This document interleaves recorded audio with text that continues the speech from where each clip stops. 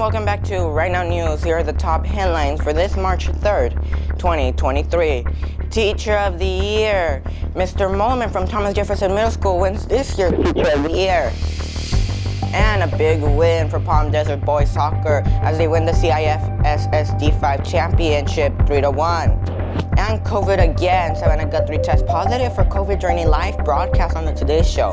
Prison sentencing. Elizabeth says her prison sentencing should wait because she just had a newborn. And that's the story we start off with. Amanthe Martinez, and the mother of two, is seeking to delay her 11-year sentence for duping investors and her failed blood company. We turn to Right Now News correspondent Amanda Razo, who has the latest on this story. Good day, Anthony. Disgraced Theranos CEO Elizabeth Holmes is citing her recently born child as another reason she should be allowed to delay the start of a more than 11-year prison sentence while her lawyers appeal her conviction for duping investors about the capabilities of her failed company's blood testing technology. The birth of Holmes' second child was confirmed in court documents filed last week in advance of a March 17 hearing about her bid to remain free during an appeals process that could take years to complete.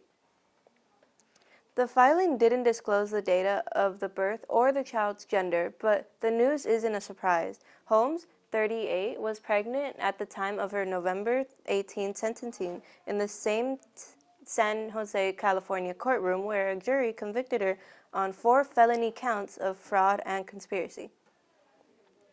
The start of that trial had been delayed so Holmes could give birth to her first child, a son.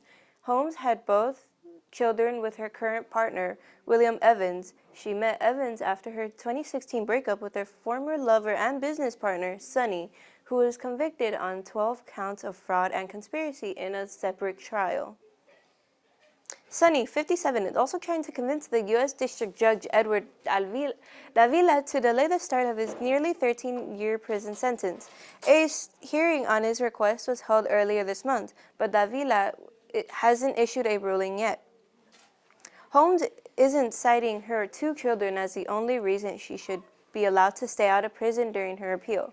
Her lawyers contended that an array of mistakes and abuses made during her trial make it likely her conviction will be overturned.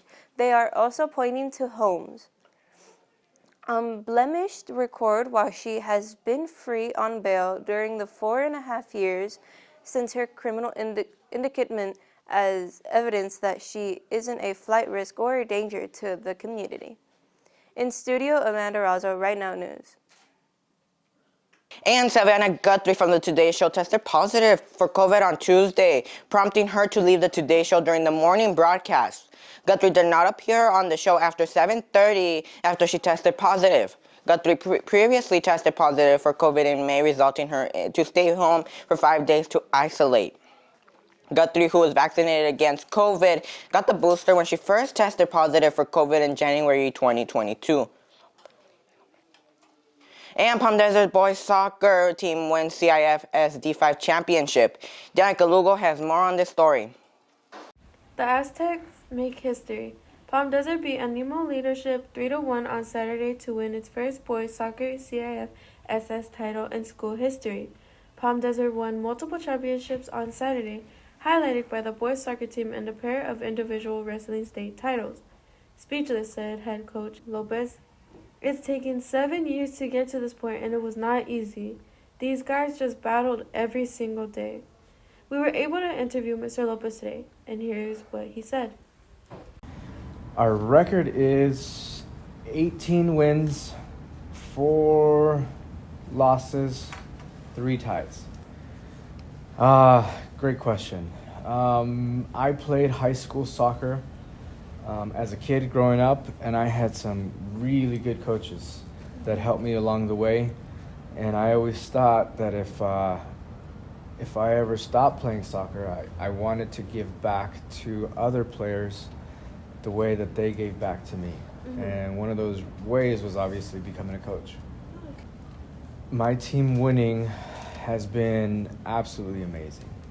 We won the state Division 5 championship, which was the first time in our school's history the boys soccer team had ever been that far.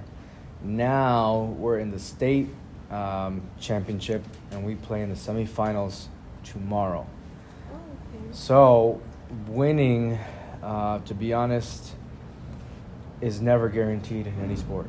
You have to work hard, you have to prepare, you have to sacrifice. And this is my 7th year coaching at Palm Desert High School and my 16th year coaching high school soccer in general. And it has not been easy. I've wanted to quit many times, and every single time that I thought that, I just, slapped myself real quick and said, no, you're not quitting, you're going to keep fighting. And that's what I've done, and here I am. We won the championship. Well, I mean, nowadays we practice all year round. A lot of people think that if you're good and you just show up to games, you're going to win, and that's not true. You have to work all year round. You have to work on your skills, on your shooting, on your dribbling, on your mental strength. Every aspect of soccer, you have to work at it, because just being good is not enough. There's always somebody as good as you, but if you don't work harder than them, then you're gonna lose. And so you have to prepare yourself as best you can in order to be the best. So this is the trophy that you get when you win CIF. Only a few high schools in all of California win one of these, and I won this one for Palm Desert, and now I'm going to be the coach for Jefferson Middle School, and I hope to continue the tradition here. Hopefully whoever's watching this, students here, can see that it's possible. If you work hard, we're going to make our soccer team very successful. And Teacher of the Year as well. Here, Right Now News correspondent Emily Lomelli has more on this story. Thomas Jefferson Middle School in Indio, California has chosen the winner for Teacher of the Year. He grew up in Riverside and worked at Palm Desert High School and is now teaching social studies for 8th graders at Thomas Jefferson. Yes, Mr. Bowman has been selected as this year's Teacher of the Year. We were able to interview him and ask him some questions. Here's what he said. Did you know that you were going to get Teacher of the Year? No, I had some idea. It's a 2-step process, so I had some idea that I had received enough nominations to go on to the second round, but I did not know that I was going to be winning. No, I was really excited. It felt good to get sort of recognition for some of the stuff that I do around campus from my colleagues, and it's always good to get a shout out, so I felt really good. What's your favorite part about teaching? No, I honestly like working with the kids, especially at this age level. You guys are the right blend of like old enough to understand some complex ideas, but you guys are also kind of kids still, and so you guys say some just really refreshing, weird things sometimes, and I mean that in the best way possible. So honestly, coming to work and dealing with the kids every day is the highlight of my job. Why did you start teaching? So I'll start with the joke answer first, and that was because my family had a running joke that you could either work for the post office or you had to teach. Those were your 2 jobs, and I didn't want to drive the car all day. In reality, I fell into it. My mom taught, and so when I was just sort of looking around for jobs, I started substitute teaching and realized that it matched a lot of my passions with helping people, working with kids, teaching a subject I cared about, and so I just sort of stumbled into it. I've learned a lot. I mean, I've learned a lot about being patient. I've learned a lot about explaining myself more.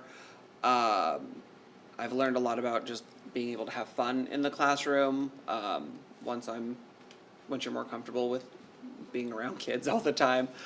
I don't know. Those are the things that jump out, but I've learned a lot from teaching. And that's all the time we have for you left. I'm Anthony Martinez with RightNow News, and I'll see you next time. Visit us on social media _RightNow News or bit.ly/newsrightnow.